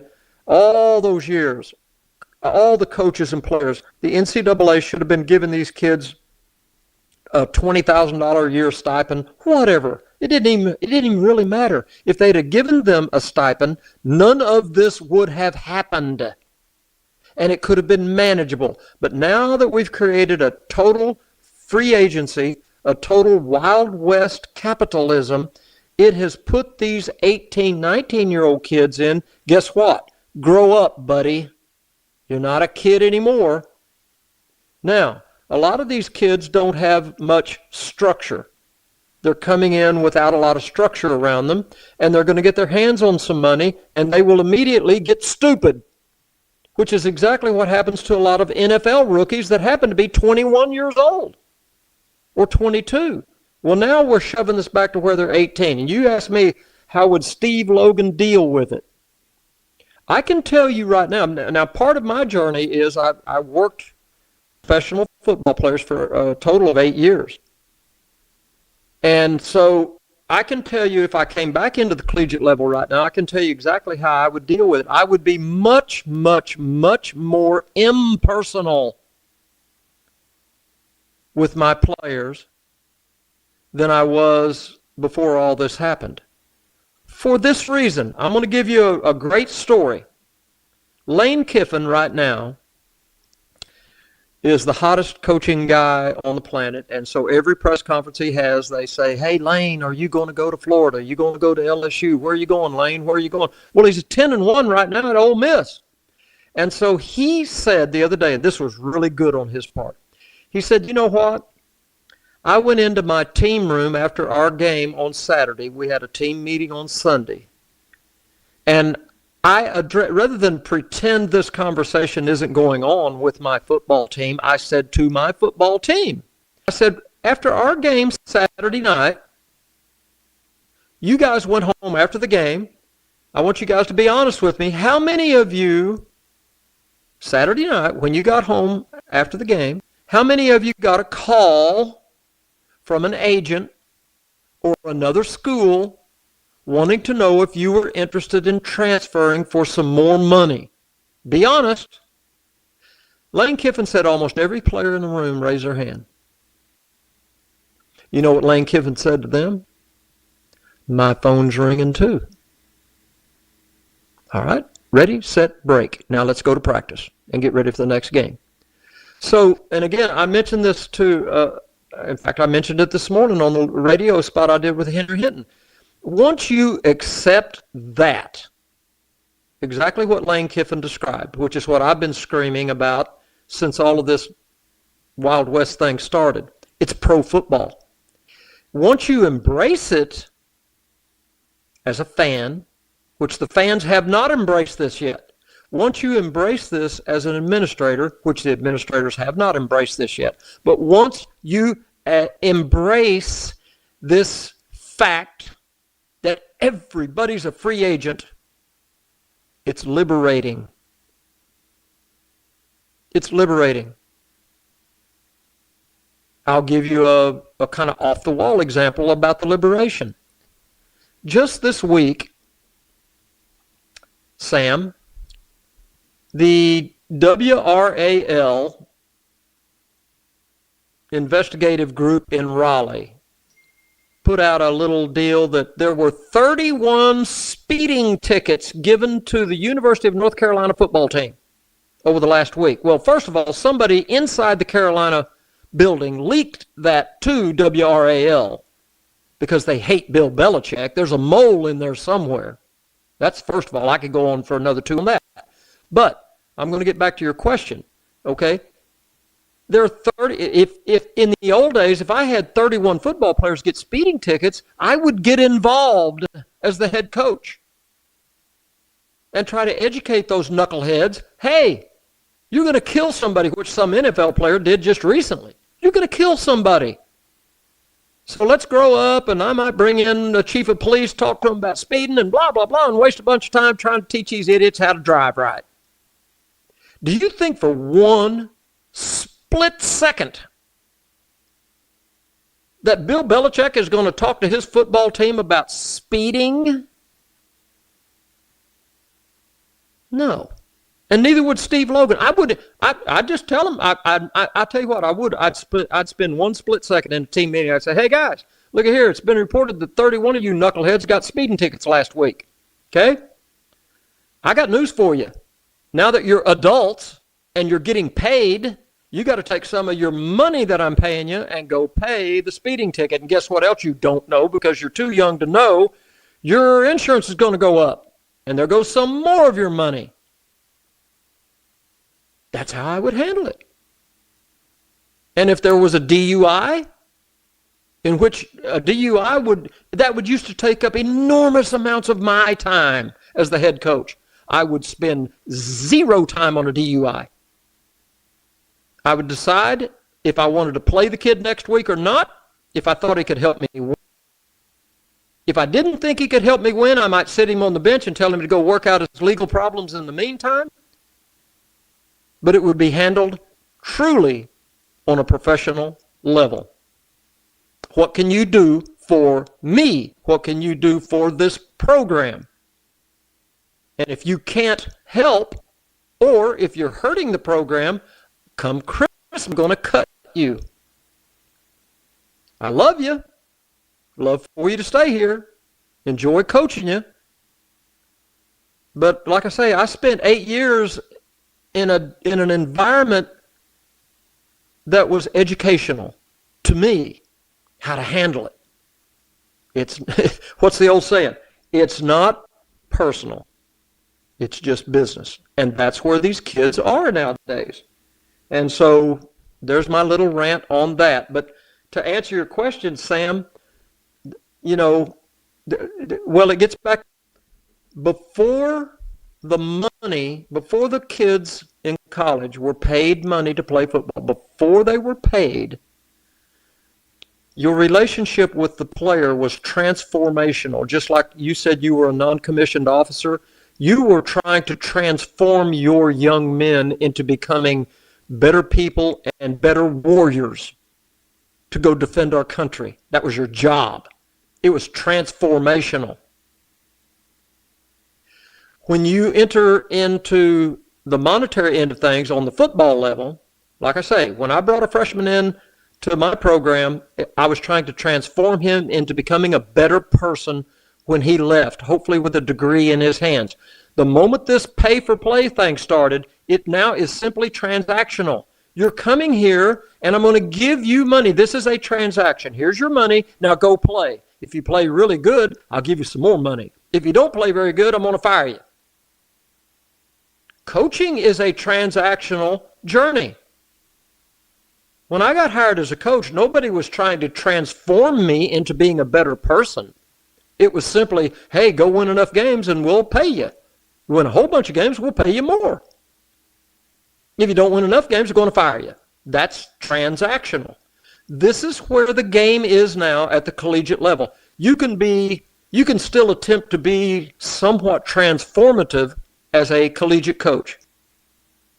You can still attempt to be that. Okay? But I got news for you.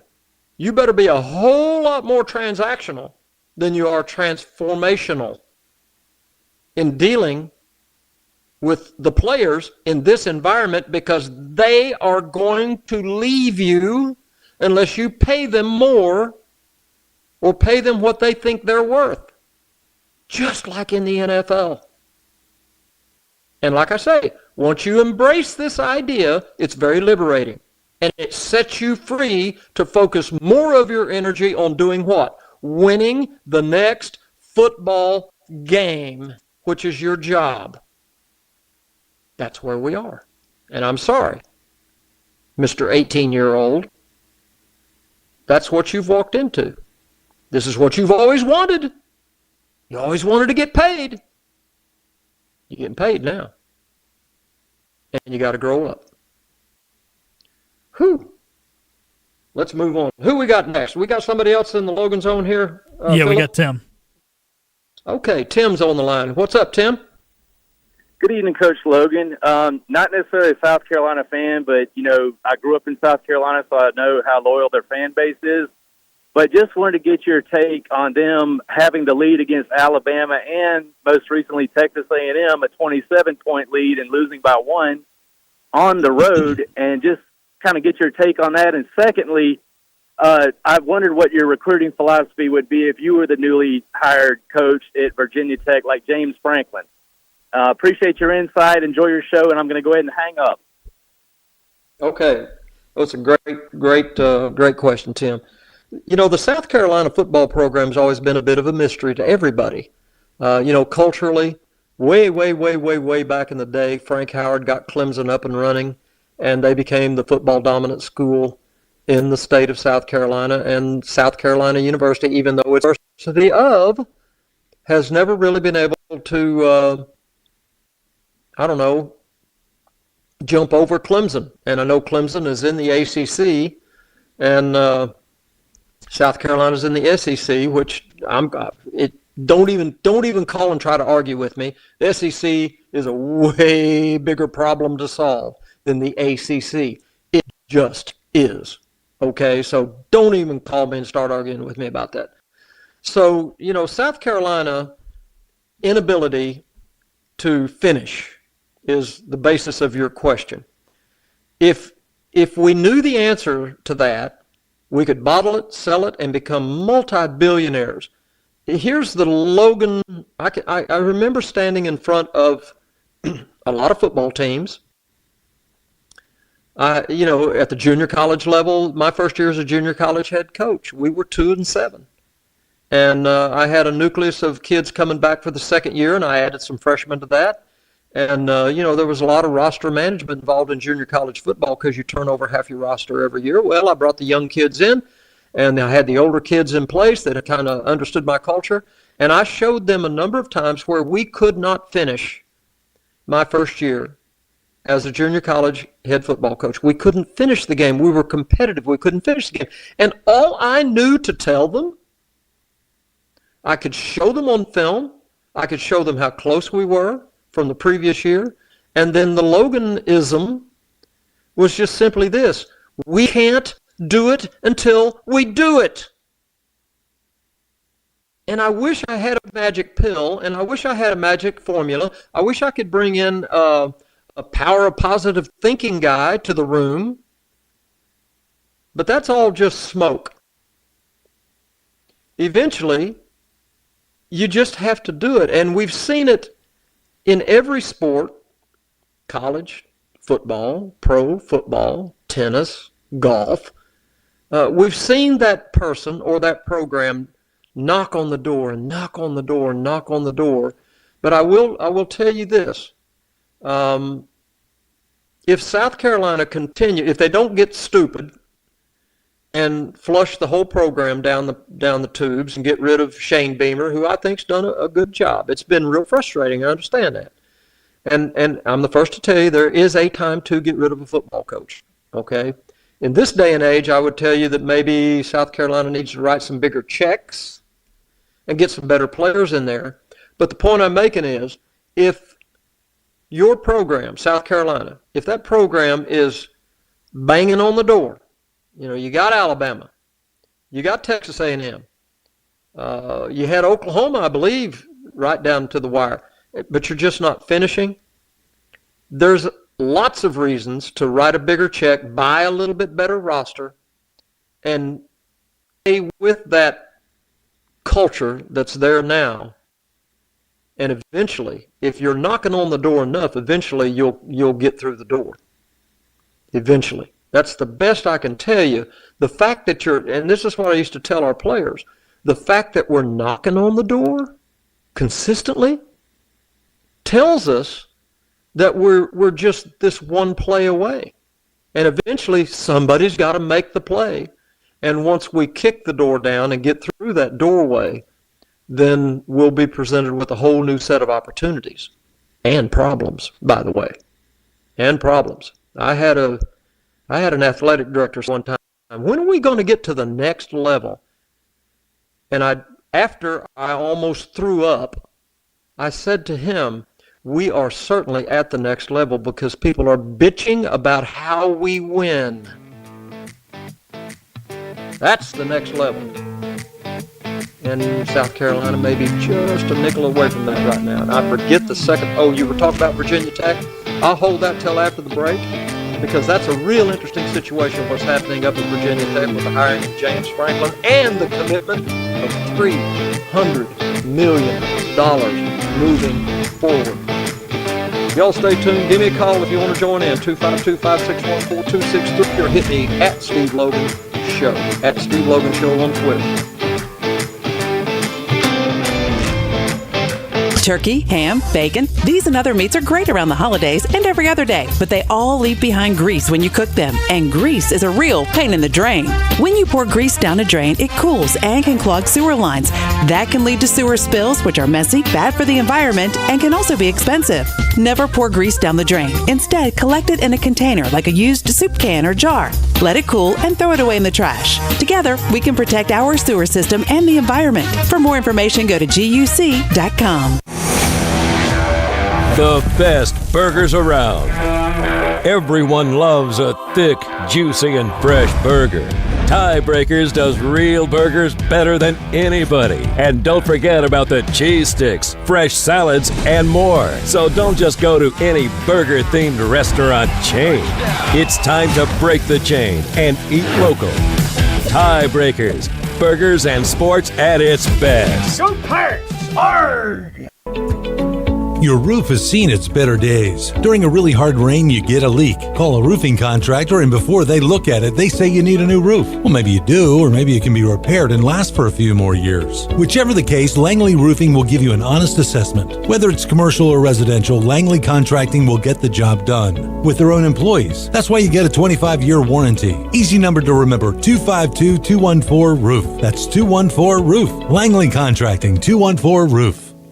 Hey folks, this is Coach Steve Logan for Walton Academy and Children's World Learning Centers. I've known the Walton family for years. In fact, I coached Chad and Blake Walton in Pee Wee years ago. Walton Academy is a K-8 private school in Greenville on Arlington Boulevard. They also operate 4 Children's World Learning Centers across the city. The Waltons believe school should be a place where kids feel inspired, supported, and excited to learn. I promise you that if the Waltons put their name on something, it's done with heart, purpose, and excellence.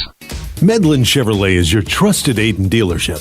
Medlin Chevrolet has made their home in Ayden, serving Pitt, Lenore, and surrounding areas for 7 years. We're growing. Now under construction is our brand new service facility to serve you even better. Try our service department for your work trucks, fleet, and personal vehicles, and you'll be with us for life. Our staff are courteous, service-minded professionals that answer the phones themselves and walk you through your purchase or service journey. Find the perfect vehicle for your lifestyle today at Medlin Chevrolet, Monday through Saturday, Highway 11, Ayden. With all the changes and confusion around Medicare, it's easy to feel stressed and overwhelmed. But at Flatlands Jessup, we're here to make things simpler. Don't panic. Our licensed and dedicated team is ready to sit down with you, explain your options in easy-to-understand language, and help you find the right coverage to fit your unique needs. No more guesswork, no more stress, just the peace of mind that comes from knowing you've made the right decision with the help of local people you trust. Flatlands Jessup, your whole world covered. At Parker's Barbecue, our family has been serving your family for 3 generations. For that, we say thank you. Blessing families every Thursday. Kids eat free all day. That's the Parker's way. Legendary food served from our 3 locations. Always quick, always delicious. That's the Parker's way. At Parker's, our mission is to impact our customers through Christ-like service in a way that feeds them both physically and spiritually. That is the Parker's way. Coach Logan's in the zone. And now, so are you. Back into the Logan Zone. Brought to you by Bill Clark Homes, Greenville Utilities, and Bojangles. On 94.3 The Game and Talk 96.3.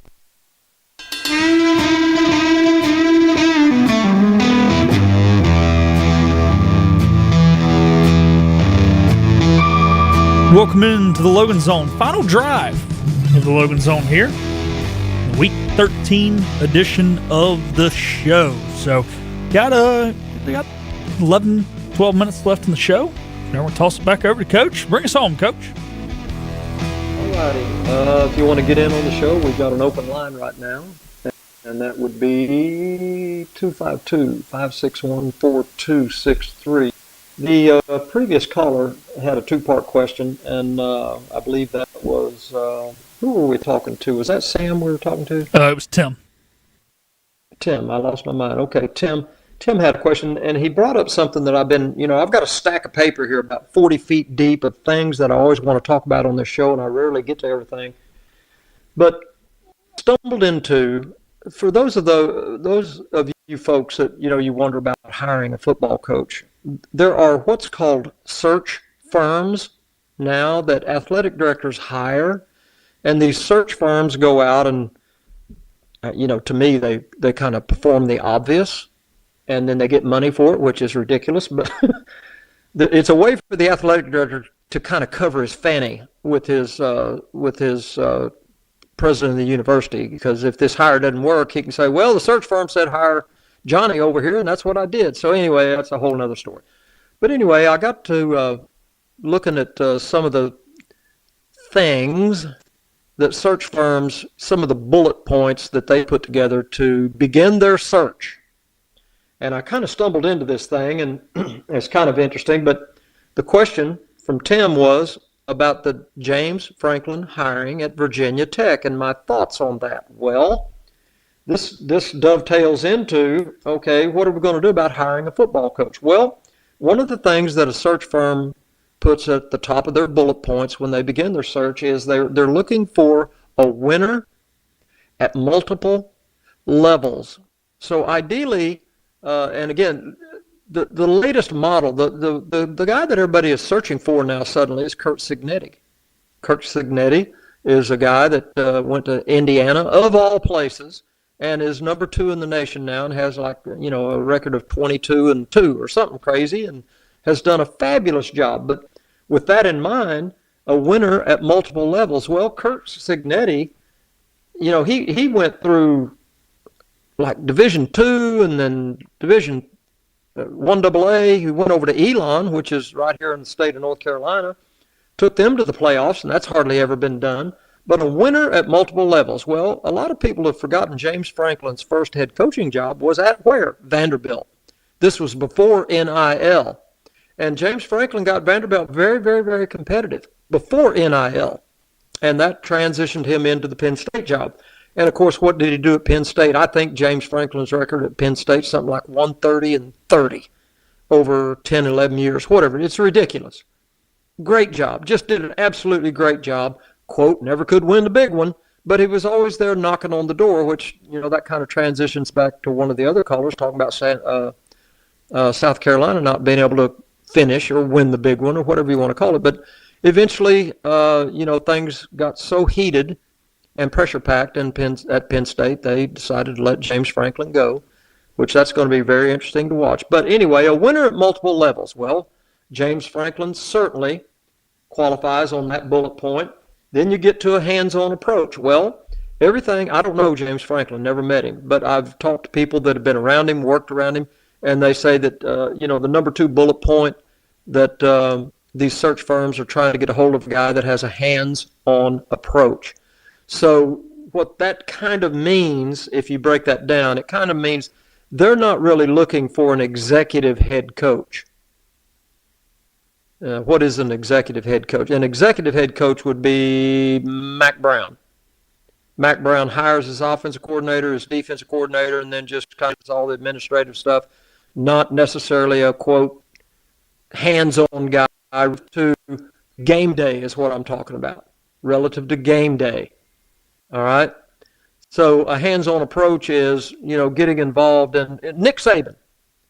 Nick Saban is in the defensive room and certainly involved on the offensive side of the football as well, making sure that things are staying between the ditches. So James Franklin qualifies. A clear vision for the program. That's another bullet point that they use.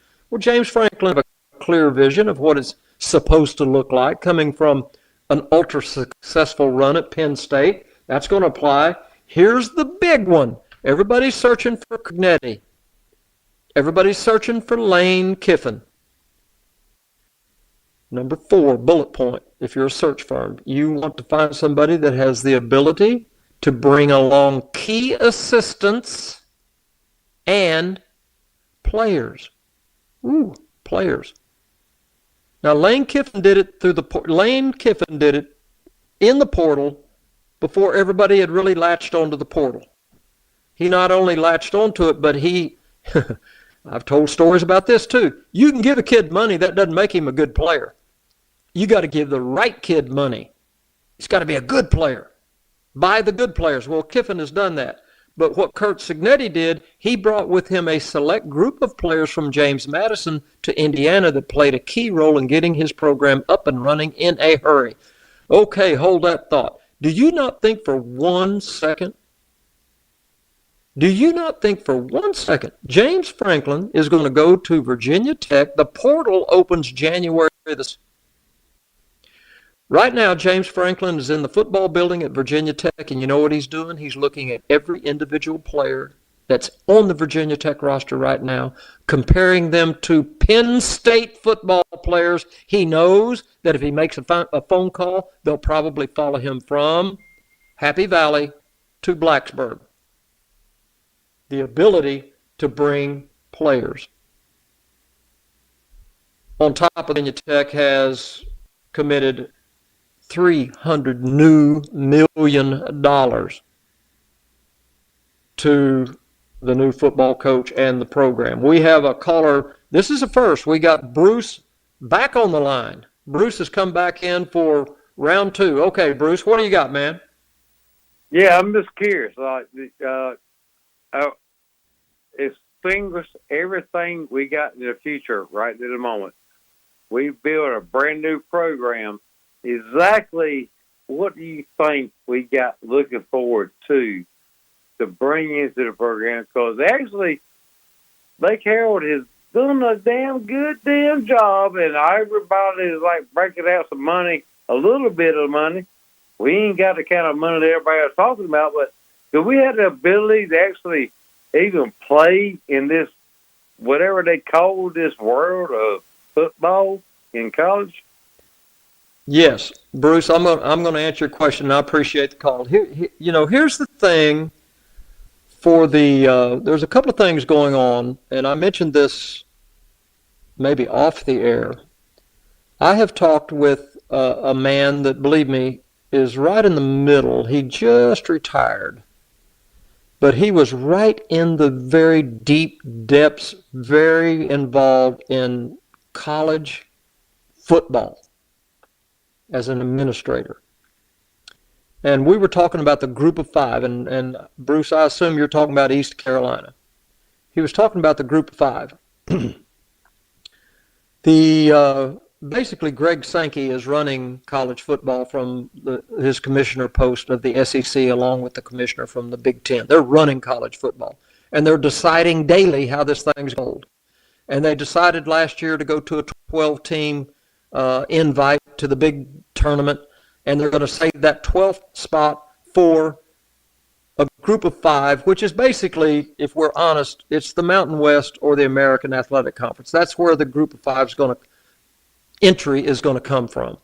Okay, there's an outside chance that James Madison may fill that spot this year. That's a whole other conversation. But you're saying, what can an East Carolina, what can a Tulane, what can, these schools in the American Athletic Conference, what can Boise State do? Okay? This gets back to Steve Logan saying, if I was coaching at an Memphis University, for instance, all right? This is an opportunity because now you can go buy your football team. The sky is basically the limit. And I go back and refer to SMU. 2 years ago, SMU was playing American Athletic Conference football. And once they figured out that there's no rules left anymore, and frankly, there are very few rules left, SMU went out and said, well, holy smokes, let's go play big boy football. And 2 billionaires came in, went and bought a football team, bought the ACC championship, and ended up in the college football playoff last year. And they're right there knocking on the door again this year. That's what's available to everybody. And Memphis has FedEx right there in town. And in fact, I talked to a gentleman just this last weekend that said that they had some ungodly amount of money committed to their athletic program in Memphis due to the FedEx Corporation that's centered right there in Memphis. And with all that being said, Memphis should and probably will be a contender every single year for the American Athletic Conference Championship, and they should be. And it can become a job to where if you don't win the American Athletic Conference, which this year I just pointed out how they screwed it up last Saturday with coaching. I mean, the decisions they made in that football game that I watched last week were like fireable offenses. But the point I'm making is Memphis is an example of when you ask the question, what are we capable of? Where's it going? It's going just about as far as the money you're willing to put forth, because just as I talked about every football player in every locker room in the American Athletic Conference is up for sale, so are the coaches. Tulane's probably going to lose their football coach. Okay? South Florida's probably going to lose their football coach. Everyone in the world thought the Memphis football coach was going to get the Arkansas job. Things are cooling off, rightfully so. That may not happen. If the head coach at East Carolina pulls off something big, I got news for you. Somebody's going to have to write a check.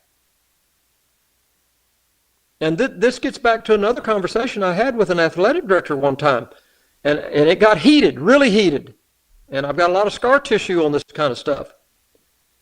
I said to him, because I was asking for some things for my program to help move us forward. And it was, no, we can't. No, we can't. Well, you never needed that before, and you won a bunch of games. What do we need it for? That kind of conversation started. And I said, let me tell you what's becoming really clear to me. You and some leadership is much more comfortable dealing with the problems of losing than dealing with the problems of winning. You got to choose. Which one do you want to deal with? Do you want to deal with being 9-3? Because if you go 9-3, somebody's going to have to start writing checks to support that part of the journey. Or if you want to just fool around and go 5-6, you don't have to write any checks. You can just fire the coach and hire another guy. Maybe that's a cheaper route to go. Maybe that keeps everybody somewhat pacified. Hey, we got a new coach in town, new personality to investigate. I got news for you. Go win a bunch of football games. It creates problems. Go lose a bunch of football games. It creates problems. Which one do you want to deal with? Okay, I'm exhausted. We will see y'all next Logan Zone. Y'all stay tuned. I'll hit you on Twitter and keep everybody up to date. Thank you. If you're concerned about your home security in Wilson and Rocky Mount or any part of eastern North Carolina, High-Tech Communications has merged with SCI Technologies. This collaboration brings a variety of products and